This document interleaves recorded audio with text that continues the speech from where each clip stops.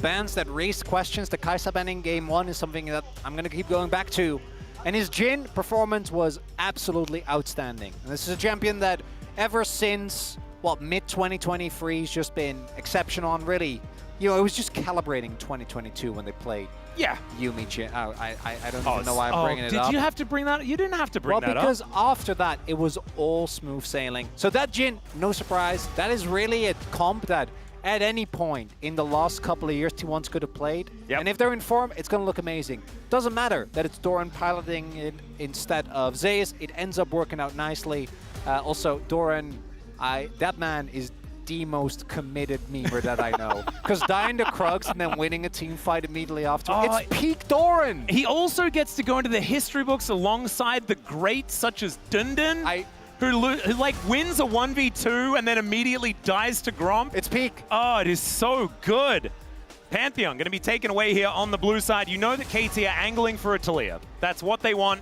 The Vi is going to be snapped up. So, right now, the biggest priority champions is that Taliyah and, of course, the Azir. Especially with the Yone. I'm actually kind of surprised because the Yone ban, to me, I guess they banned Taliyah on free because normally there's a few things we can go into Taliyah. The Ahri is a common one.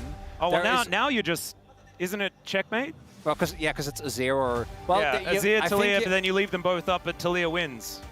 Yeah. So you have to ban Taliyah here, but then they get a free Azir, pick of the Azir. Yeah, okay. And a lot of the counter picks are already... and I think this is the best out of a bad situation, banning a Trundle instead, because it's been one of our better Trundles, looked great on the champion.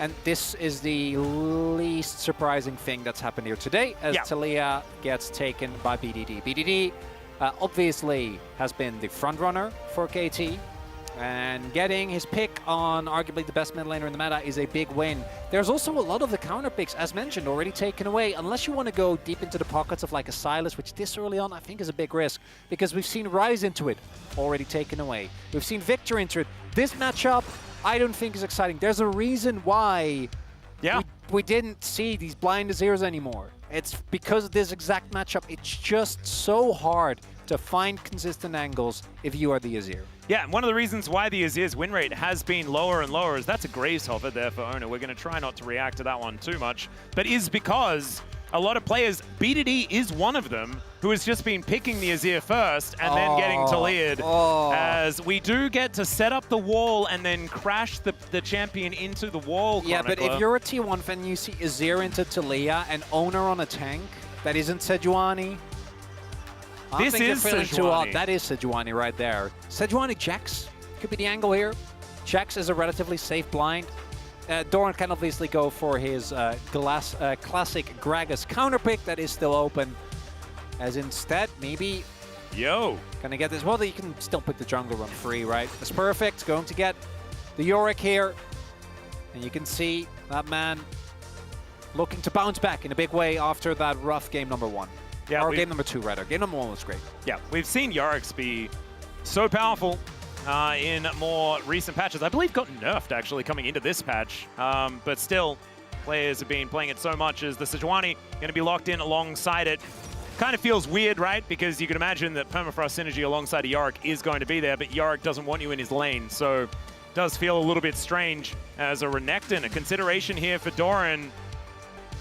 And it looks like so many T1 drafts of the past, right?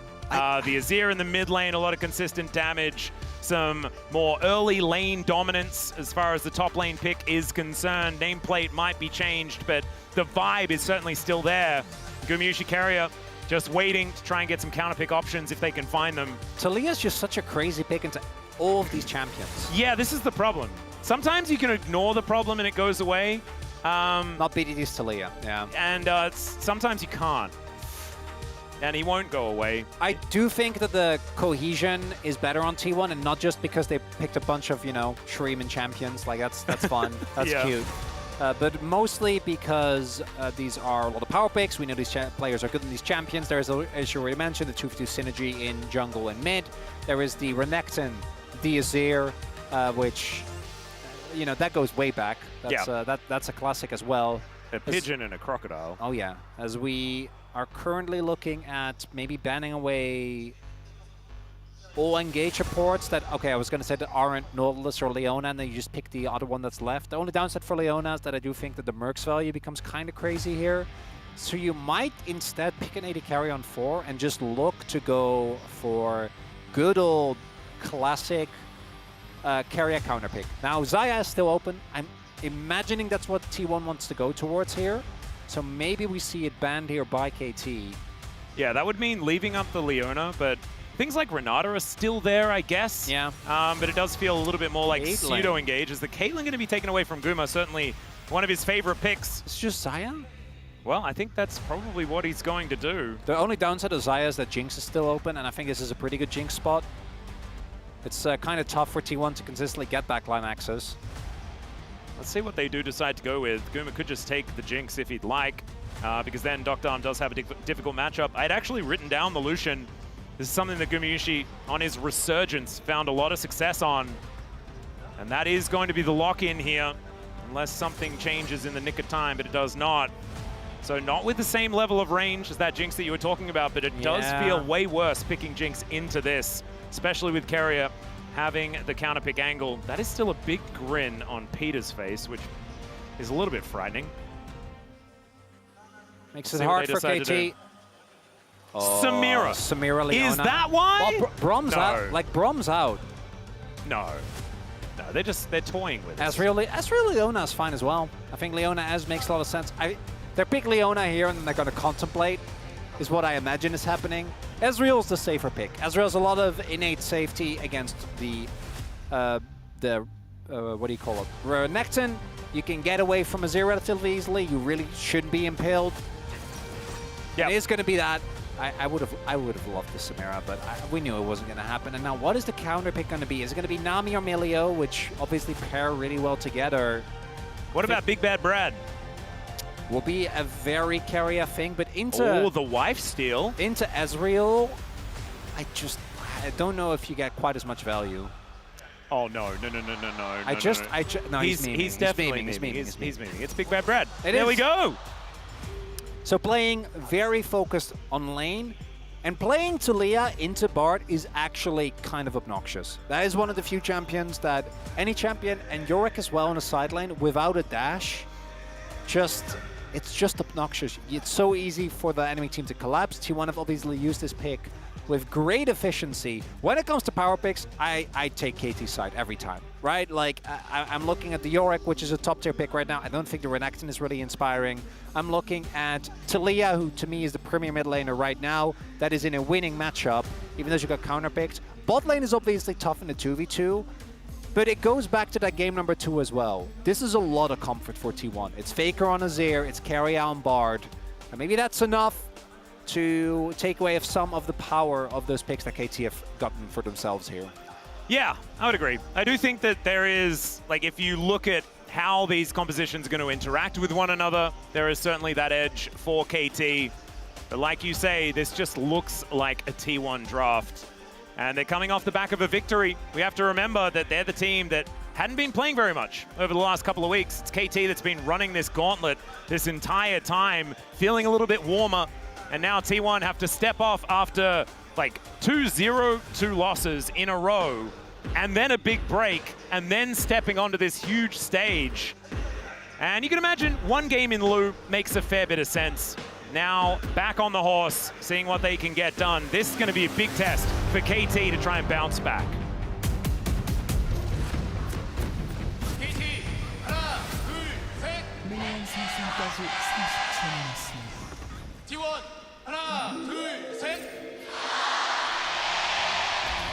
Oh man, Sajik Indoor Gymnasium erupting here as all the fans cheering on their team. T1, I think, going to need a little bit of extra energy in this game. I don't think they have the same level of checkmate that they had in the first one. The Nocturne really making sure that Dr. was just eliminated before he even really started like plugging in his mouse, which might have been why we had such a long delay before we got into game 2. That might explain something. We couldn't quite figure out how Doran was supposed to play the game. And then we just went in and played it anyway, which felt a little unfair, didn't it? Because he didn't really play the game. Yeah, post-early game, I don't think a lot of the decisions in that game really mattered. It's just one of those comps, you know? Yep. Where once you get ahead, And credit to T1 for getting ahead, but I mean more so if you're in if you're in KT's shoes, you're like, oh well, whatever. You know, they got ahead early. I think that's the type of loss you can shake off a lot more easily as opposed to some of the losses KT have inflicted on other teams. All right, well, Peter's going in. Carrier's taking a little bit of damage here as Dr. trying to land these Mystic shots. Piercing Light going to connect there very nicely by Gumayusi.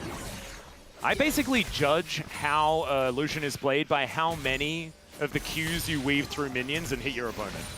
That was how I used to cast Uzi playing this champion, where if you remember, when Uzi was winning, he wasn't allowed to play that champion. When he was losing, he wasn't allowed to play that champion. As we've got another engage as level 2s have been hit across the board. Dr. Still trying to fight here as Carrier with the meep slap, trying to get the work done as now Peter possibly overextended the flash forward. The flash in response from Peter. Oh! And first blood for Dr. It will be a 1-for-1 as Gumayushi's able to lock that one down, and he does have the advantage in health, but still, that was a sick play. I think that's a win for T1 as a BDD. Yeah, this is not a fun matchup. This won't be a fun matchup. I am still unsure why we picked Azir here. Yeah. I think that's favorable slightly for T1, even though First Blood goes to KT because the wave state is really rough. Guma gets to keep control of the wave, and Owner's pathing bot. So Guma can just stay in this wave with impunity. Yeah, because Doran has prio top, so he's just like, I know that... I think they did track where Cuz was early, because Doran put down the ward, right? So he can just go and invade and delay. Yep. So that his bot lane gets to push their lead a little further. The upside for Dr. is that he did go and get an early back, and he has already started stacking his tier. So that's something that he will be happy about. Yeah, managed to get that first blood, which does mean that tier gets to stack up. Doesn't give you any battle stats, though, as another seismic shove going to connect. Wow, BDD should play this Talia more often. He's really good at it. Teehee? It's a very mischievous Teehee, Atlas. Sometimes you just need to find the moment for a mischievous Teehee. Okay, there's a magical journey for the carrier. Peter gonna get thrown back towards the enemy team, but yeah, he's a Leona, so he's gonna be okay. Dr. isn't okay. He's gonna spend most of his time in the base as BDD had to flash away from Faker. What happened in mid? I'm never going to Teehee ever again. Teehees are just dangerous. This is really all your fault, Atlas. I think it's very clear to everyone. Wait, are you saying that perhaps I cast a curse? No, I'm memeing. Oh. I thought you were just going to say that cast a curses are real. Oh, you know I never will do that. But I mean, they are. Well, they're not. Oh. But we can say they are. You know, if we all believe it, maybe it is. It does give us a bit more power than we deserve. Have you heard about manifesting? Oh, God, yes, I have. BDD is manifesting a seismic shove in the mid lane. He doesn't have damage is the problem. You know, he's sitting on only a tier and boots, so Faker not really impressed by what is happening. Trades are still okay, but BDD, as long as it doesn't trade health, because Faker will be able to TP. Oh, here's the replay. And so the seismic shove missed. Yeah, it's the sidestep on the seismic shove. And the fact that BDD doesn't have mana, and Faker obviously with the shield, and just stacking the lethal tempo. Enough damage available to bully this Talia, and that's a big win. Getting that early flash out of BDD means that any Owner gank is going to be way more potent. Same for Carrier. And with that bot lane gank that Owner found, Dr. now actually behind in this 2v2. Yep, you've got now Perfect with his ghoulies towards this top side, battling the two-man of Gumayusi and Carrier, who've once again gone for that lane swap. Peter turns up. I was actually a little bit worried for Perfect just then, but did, of course, have his Leona on the way. Cuz also in the wings. They don't have damage is the issue here. We do see Ping go down, and we see the immediate startup for Owner here. Setting up for that dragon. Yeah, this is a lot of control for T1 in this early game. And they are making this gold lead go up. First Mountain Drake going to be important as well. Just a standalone mountain, just giving you those extra stats. It's going to be feeling pretty nice. As Faker just going to help out. And Doran is going to be here alongside as well. So a little bit of a reset for Gumayusi and Carrier. Just took a wave and are just going to head back again as the dragon is going to be taken. So there it is. Perfect going to have to be a little careful, knowing that there are a few people on this bottom side as the TP. teleport comes in. Let's carry up. Yep, slice and dice. And Ona has come on over with that boulder in hand. As Perfect, he's running the wrong way. He is definitely dead. It's just how much more work can he get done as he gets slammed into the wall, and it's even Gumayushi that's able to help pick up this kill. Couldn't have been worse here for the KT top laner. That is painful. There's no cross-map trade available.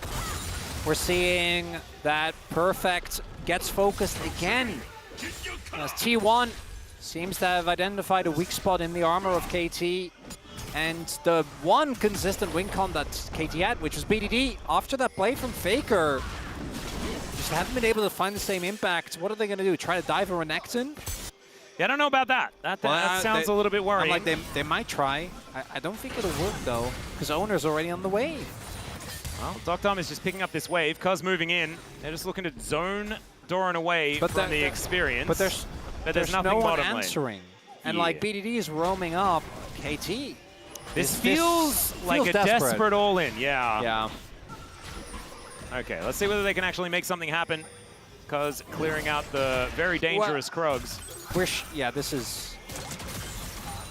So no one's answering bot wave. So T1 is just getting ahead. Like, I know that no one's answering top wave either, but mid is also getting pushed in. Yeah, there was no one mid. So now T1 is going to get a plate.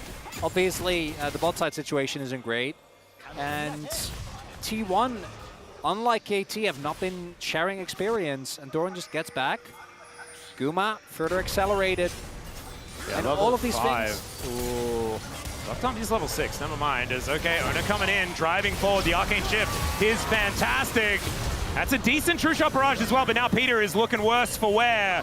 Winter's Wrath not going to quite get too much done as here is Faker! And he gets stunned up immediately! That was fantastically played, and they take down the Azir. They have to trade Peter for it, but man, that could have been so much worse for KT. Cuz read it like a book as Doran, with that Dominus now proc, Doctom playing out of his mind, but he will get cosmically bound. Oh. And the magical journey will get T1 to safety. That's going to save it for the moment, and Faker, after that play, picks up an immediate Merc Shreds. Yeah, Cuz did kind of dunk in them there. That was, that could have been a game-losing situation for KT. If this skirmish goes all right, I think that might just be it. So we see here T1, they're a member up, they feel confident going for this play. Peter gets taken low, but Leona very tanky, able to flash out his... Oh, Doran. Oh, dear. Yeah, Seismic Shove going to throw the Renekton around here. Cuz is Peter there, he's dead. should be able to hold him in position. And yep, they want to get the kill over to BDD. They do so successfully. And KT well and truly back on the horse. And these are big moments, Atlas, because it felt like I'm okay KT... with being Atlas, it's fine. Well, I'm not. Oh, okay. I should call you by your name. Oh, okay. Otherwise I'm being rude. I thought I got another name. That's cool. I don't know. It's okay to have a few more. That could be Atlas. What is an Atlas? If you could define... Okay, never mind. You had a point. You're in the middle of a point. No, I don't want to make my point anymore. Because now we're in this whole naming situation. There's no need to be Atlas. stubborn, Chronicler. I would never. So, want to highlight that it's a big moment for KT because I do think against the T1 composition, if they start getting ahead, you have a decent amount of people that can face check for KT. But you are, again, relatively short range. So if you're just trying to walk in, you walk in the Bard bindings. There's a Skarner, but you're not quite sure why. There's an Azir that sets up his soldiers. Retaking control can be very tough unless you fully commit to an engage. Oh. So big moment there. And it all starts with Cuz finding that ultimate, and then the subsequent plays from KT. Finding the angles as Peter walking over a ward. Carrier in position. Will be able to cosmically bind the Leona. And I know how much Peter cares about that. It's to the tune of about 0. Kind of like the amount of damage that he takes from a Bard. So nothing really going to happen there.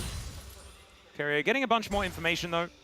And I think all 3 games have gone this way. Early on, T1's laning, barring Faker obviously doing a lot better in this one. Yep. But most of the first 2 games, and even in this one early on, I think T1 has been better with where they move on the map, right? Getting in the right place at the right time, cross-map plays. But the team fighting in game 1 was more than enough from KT. Partially the draft, partially just the execution. Cuz in particular, as well as Peter, I think, having some highlight performances there.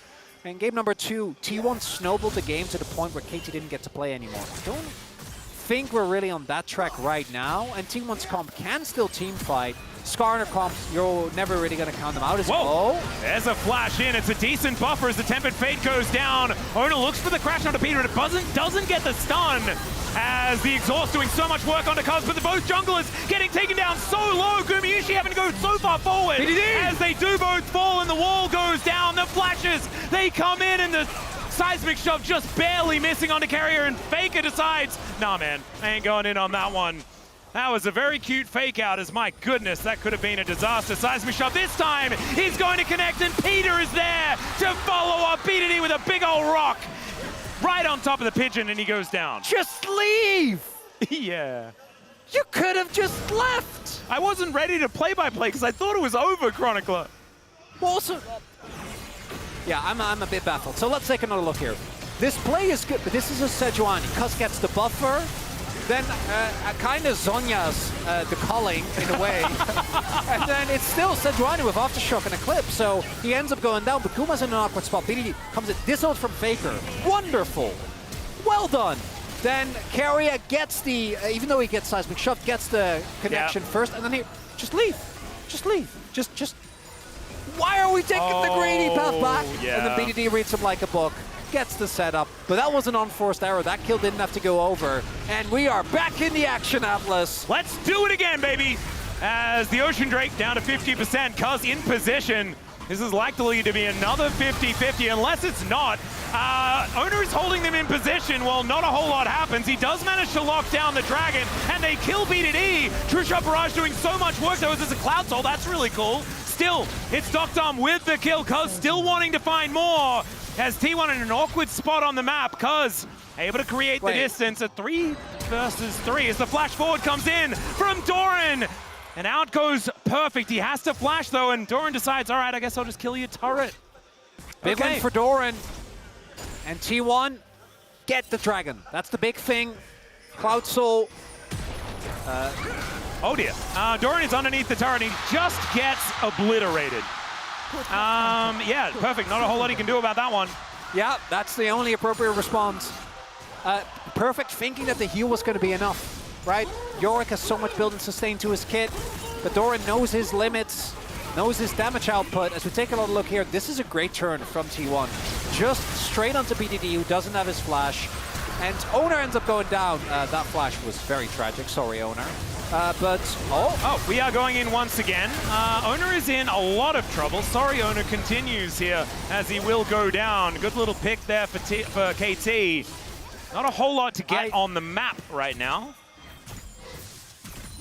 Sometimes I'm worried, you know, that you kind of start to lose yourself in the series. Yeah. And then you see the players are like, you know, it's not just casters. It happens to players as well. Because a lot of unforced errors now coming through both sides, really. Guma will be able to pick up the first blood on the turret here. I don't think a punish is imminent.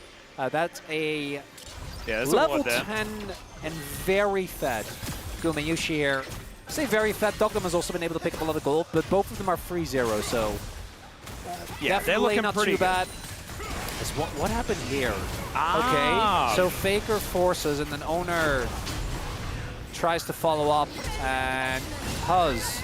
So it's really Owner dying for Faker's play. Yeah. I feel like the Emperor's Divide went in an odd direction for what they wanted to achieve there. Yeah, this Azir hasn't really been hitting the mark for me, Atlas. It's not been great. What has been is this game, because you know we can be like, oh man, this is a clean. Guys, it's a telecom war. Just take what you get. No, exactly. Yeah, we just accept it for what it is. What we get in a telecom war is just what it is. You can't say whether it's good, whether it's bad. It just is. The telecom war will dictate itself. It exists. As, all right, Seismic Shove going to collect. Carrier here momentarily. The Impale only onto Cuz, and he's okay with that as Faker goes in, but he doesn't find the angle for the Emperor's Divide because he doesn't have it yet. Seismic Shove connects, and Faker and Owner both go down. Doctom doing so much damage as Doran is killing Perfect again in this bottom lane.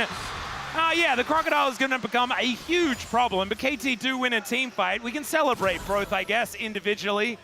Faker, what was that? How are we in the game? Oh no, that was such a the juxtaposition. I had to. Oh man, Chronicler. Doran's Renekton, baby. That's how we save it. That's how we're saving it. As this 1-2 of Sejuani and Leona is so insanely strong. So much damage goes through. BDD, he does flash, which in hindsight he didn't have to, but it puts Faker in such an awkward position. And with carry already low, Guma obviously doesn't want to go down. As that makes way more sense. Yes. So Perfect goes in to cancel the TP, but he's in a wave, so. Yeah, he just dies. You know what? Actually, kind of in the context of that being a part of all of the other plays. I think that's worth. Like, yeah. I know it feels bad for Perfect, and as you say, the Crocodile, Apex Predator, unchanged for millions of years. That's going to be a problem that KT will have to deal with. But it does mean that they get the Herald and they win the topside fight. Probably for the state of the game, still decent for KT. For Perfect's lane, it's obviously a complete disaster. It is. And the Yorick does want to be in a better position than this. That's just kind of how it goes. But Doran having a great time in this early game. Peter collecting some petals for his team. I keep going back to the Taliyah, though, because so much of T1's current win conditions are short-range carries that need to dash. Yeah. And they're playing into Taliyah, they're playing into Leona, and they're playing into Kuz's Sejuani. And we haven't really addressed it quite as much, but Doctum is 4-0-3 on the Ezreal. He's having a very good time. As Peter, sometimes you want a Hex Flash. And by sometimes, I mean, I'm pretty sure all of our supports always want a Hex Flash. And they are going to be able to do that. As now the Maiden going a bit aggressive here towards Faker. As Ona coming down, looking for the angle. Seismic Shot going to connect onto Carrier, but not too much else going to come of it. Control ward going over the ward. BDT doesn't have Leandris yet, so he doesn't have that much damage. Only sitting on the Seraphs right now. Cuz is 105 heart steals. That man is stacking, Atlas. He certainly be stacking. You are 100% correct. Double that of Owner. That's the only way we measure jungle performance. Oh my goodness. Twice the jungler of it in this game. That is ridiculous. As save the Maiden, save the Maiden, save the Maiden, save the Maiden. He didn't save the Maiden. It's not fair. Maiden has a health bar and Sand it's the deep flanking Doran. Or is it Doran dying? We don't know. We're not sure, but he's near a Krug camp, and we know that that has been a problematic position for him. However, Owner is over here.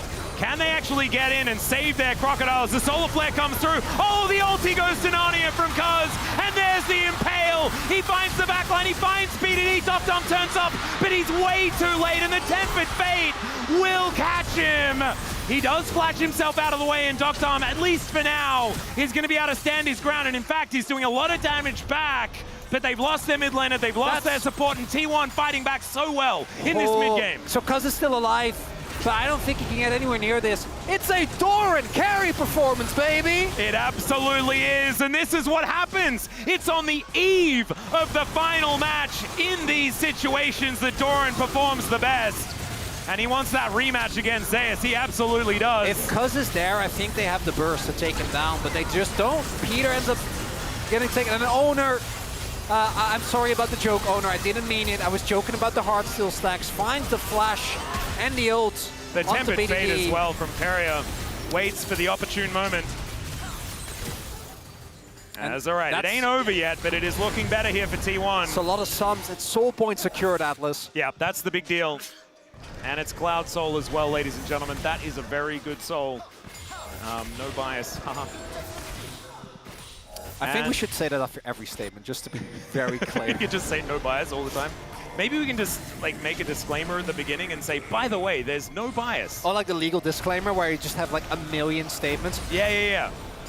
We'll just rush through the whole thing. I'd be happy to write that. You know how many in-jokes we can get into that? We could get a lot. Well, there's years of LCK. This is kind of cool.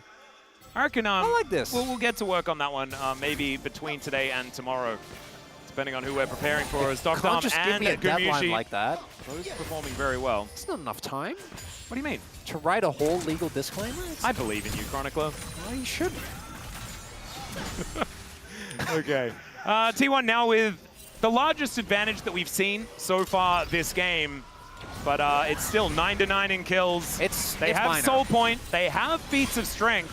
Atakan's still up and available. That is chilling there towards the bottom side. T1 maybe with an opportunity to try and take it, but we've seen Atakan's be hit or miss when it comes to finding some angles. I don't think you want to do that against Taliyah and Ezreal. They get so much free damage off unless you look for an aggressive re-engage. But right now, I think T1 just chill because you need Starex on Doran. Because if you think Doran was hard to kill before, and I think he has it on this base. Playing around the Crocodile, I think, is the angle here for T1. As there it is. Third item is now done for Gumayusi at the same time, so that's some big item spikes coming in tandem. Oh yeah, I think T1 are going to pull the trigger here. I wouldn't be surprised. After the clear, because Owner obviously needs to clear his top side, Doran needs to push out the wave, but I wouldn't be shocked if T1 just set up and attempt to fight. They have their engage is kind of weird, right? Because obviously Faker can go in, you have the Bardold, and then you have the Skarner. So it's decent. Doctom going aggressive. Is Peter able to soak the culling very comfortably? It's a good trade of health, but there's no dragon, so... Yeah, not having to worry about it for the next 2 minutes time, so possibly a little bit of an overreaction. Still, getting the ultimate just for a few Mystic shots landing. Doctom playing up in this lane. Otacon, though, that's what KT is playing for, or at least positioning and some vision control around that area. Don't want to let T1 just set up for free. True Shot Barrage, just clear out this wave. And yeah, Perfect is not allowed to lane alongside Doran. You can see there in the minimap, the Renekton is not somewhere that the Yorick can be. That's just how this game is going to go, at least for the next little while. He has caught back up when it comes to farm, but it's that 0-3 that we're seeing that is making things very, very difficult for this Yorick in this lane. 2,000 gold the lead for the Crocodile. It's almost movie-esque, right? Yorick is just a hard-working member of Summoner's Rift trying to live his life, but he keeps getting bothered by a pesky crocodile. It's rude. He just wants to dig holes, man. Yeah. He just wants to shovel about. Yorick, maybe not the best character because he, his whole backstory is kind of dark. He is but it's fine. somewhat We of don't an talk about the lore. undertaker. Yeah. Faker's still hanging around this Otacon, but just clearing out waves. We haven't started anything just yet. And it does feel like the game is kind of stalled out. But the problem is, T1 are in such a good spot. With the fact that they take control of side lanes with this Yorick actually on the map is just not what KT wants. That was going to be their point of power. Winning sides with the Yorick was how this was kind of built. And that is not something that has eventuated. So there aren't that many mercs on the side of T1 though. So there is obviously, like Doran, I don't think you can turn onto. I think he's just too beefy. But if you can actually get on top of Duma, it might be an angle. The fact that there's actually, I take it back. I'm looking at McKill's cleanse and flash available. So yeah, there's a few things that target selection is really hard for KT. Maybe you're just relying on the poke of this Taliyah as well as this Ezreal. They do have a lot, like, if they get the chain CC down, then, someone is going to die, is how it's going to go. Maybe. Teleport in from Doran. Look, I guess they're taking down Owner's shield. That's nice. He went Abyssal as well. Yeah. More damage for that almost level 16 Renekton. The Dominus is really going to be cutting through them. I'm joking. Yeah. All right, I was looking for a bit of an angle here as the Seismic Shove does pull him back. That is a lot of damage to Tempered Fate. Holds him in position, though. It kind of nullifies the Impale at the same time, and there's a kill for the Yorick. The Emperor's Divide connects onto 3, but Faker is still taking so much damage, and Doctom is untouched. True Shot Barrage not quite doing enough, and Doran gets on top of the Ezreal. No flash left. He's Cullen, the Meek, and that is exactly what KT are in the eyes of this Crocodile. T1 crushed the fight off the back of Doran, and he's underneath the turret yet again. Gumayusi possibly in a little bit of trouble as the turret, he's tanking it, so he's just dead. Now Doran having to run away, and Perfect is still alive. Cuz is now able to try and help him in this 1v1 as the goalie wall goes up, and the Crocodile might go down. What are we doing? I have no idea. I think they're all dead. That was a stalemate! It's a free-for-free trade. You don't have Dragon, or sorry, you don't have your jungler, but KT can't do Dragon because Renekton and oh my god. That was a lot of money. That's denial at the very least on the soul. Wait. Perfect was 0-3-0. Yep. He's now 3-3-2. Yeah, how did we discount the team fighting Yorick, Atlas? That's on us. Oh, because he was side laning. That's not what a Yorick's supposed to do. He's supposed to wait for the team fights. Oh, curses. That was so silly of me. The decision-making by T1 is really... Because I think the execution in the fights great salvage of the situation on Owner here, right? They set up, but look how long it takes for Doran to join.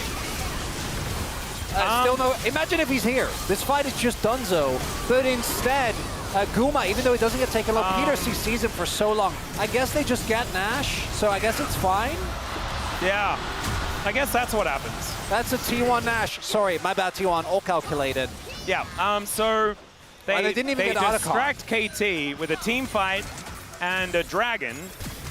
And so they lull them into a false sense of security. This is a telecom war. That's what this is. And that was a T1 Baron, if ever we've seen one. Wait, so now they can't really do Otacon anymore. I mean, they're gonna try. KT, I think, are going to try and keep them down here because it means that the Baron isn't being utilized. Still, T1 able to collapse. They got to peel off or fight a good engage. He was used there by Keria. I think fighting away from this Crocodile is going to be an important thing, but Owner is going to come over and make it a 50-50. Doran taking a bit of poke damage as now Peter looking to go in the magical journey to try and bring them away as Docton doesn't find any joy with that True Shot barrage, but he's taking so much damage here off to the side as it's Kaza locks this one down. Doran trying to get himself out of there as Docton is moving forward. Carrier looking for an angle. And the Weaver's Wall going to lock him. Oh no, he's in a little baby cage, but he now turns BDD Golden, and Owner is looking to get over the wall. They find BDD and lock him down.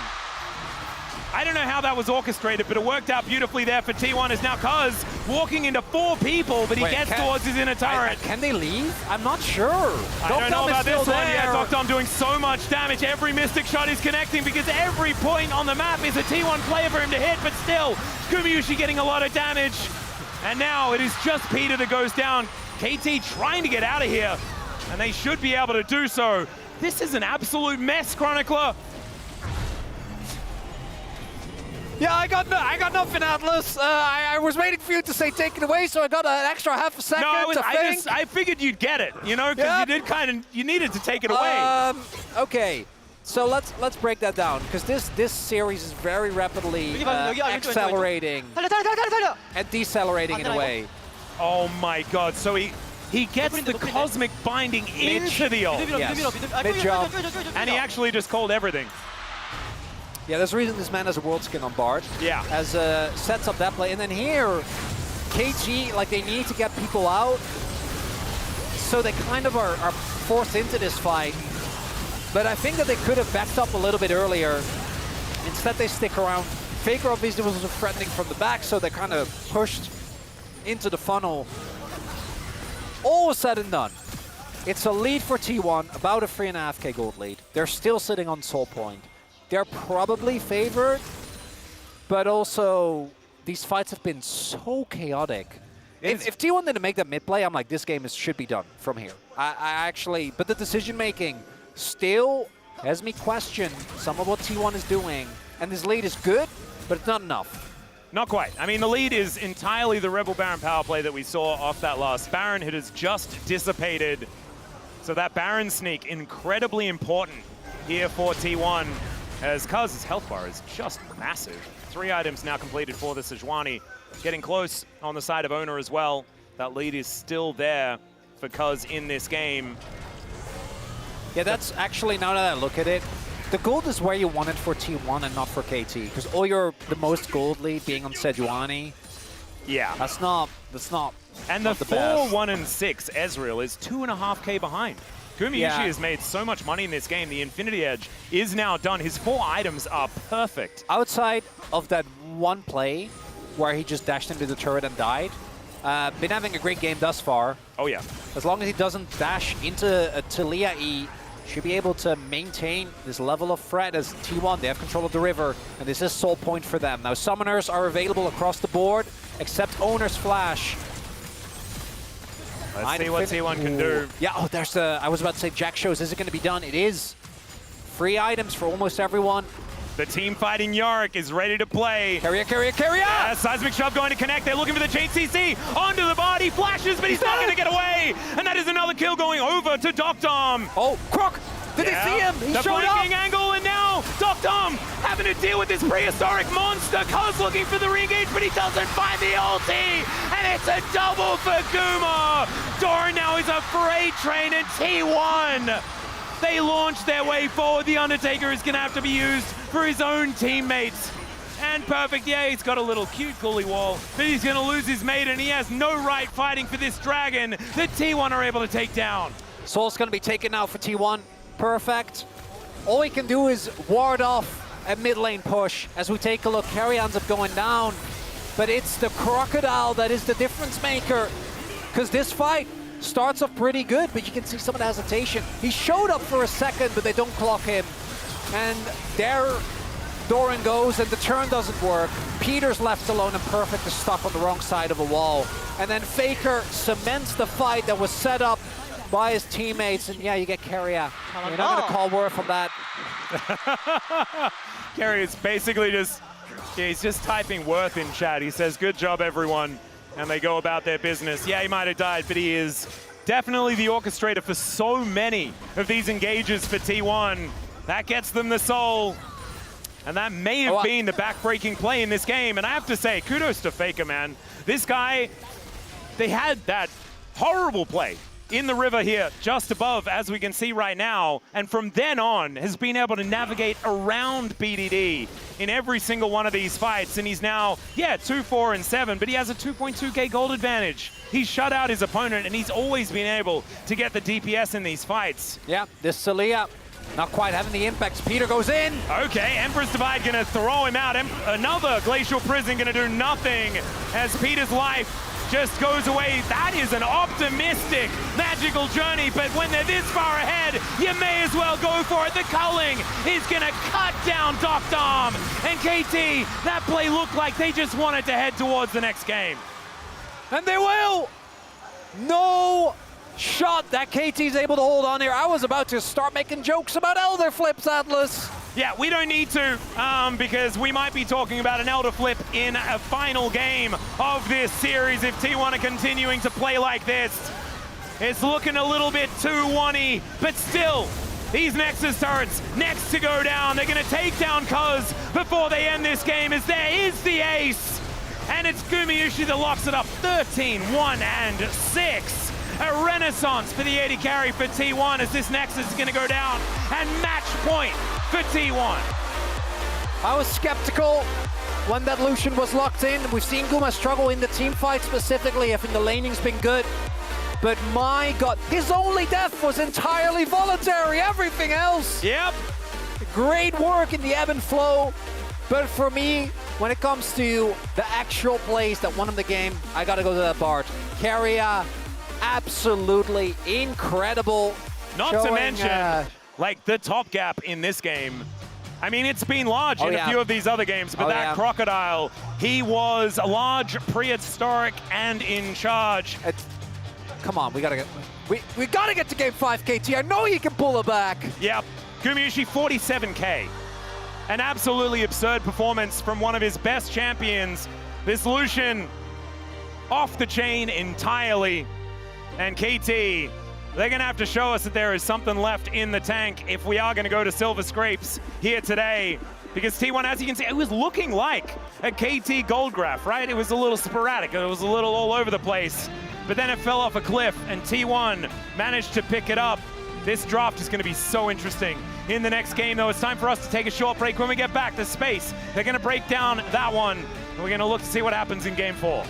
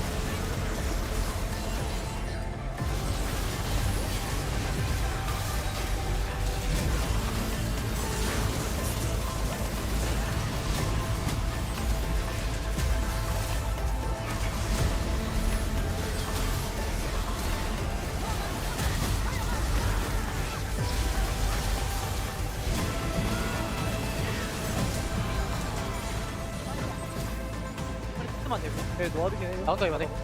나 탑에 보여. 야, 우리 걸렸다. 니클 있어. 괜찮아. 탈려 어플. 탈려 레어너 어플. 한번 이렇게 와봐. 가봐. 탈려 어플. 빨리 기네. 와봐. 탈려 어플. 나 포인트는 좋아. 이거 이주도 어플. 야, 나 펜타킬인데? 야 펜타. 안돼. 되겠냐? 미드라인 빼준다. 야 끝났다 이거.